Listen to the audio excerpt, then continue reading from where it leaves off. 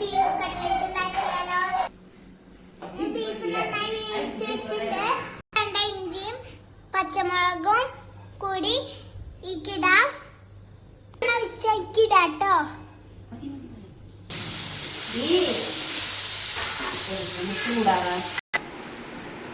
ഇറച്ചി ചൂടാറിയ ശേഷം നമുക്ക് പൊടിച്ചെടുക്കാം.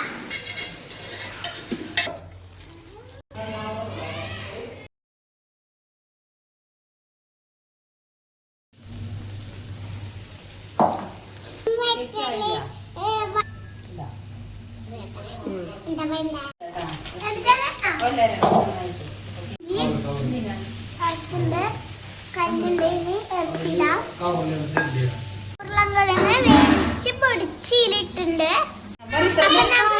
കഴുങ്ങിടാട്ടോ. ഇതാ നമ്മുടെ കട്ട്ലേറ്റ് ഇതേമാതിരി ആയിട്ടുണ്ട്. നമുക്ക് എണ്ണയിലിട്ട് വറുത്തെടുക്കാം. ഇനി നമുക്കിത് ഇട്ട് എടുക്കാം. കേട്ടോ അതാണ് പറഞ്ഞത്. ഇനി നമുക്കിത് ഇട്ടെടുക്കാട്ടോ. ഒരിച്ചെടുക്കാം.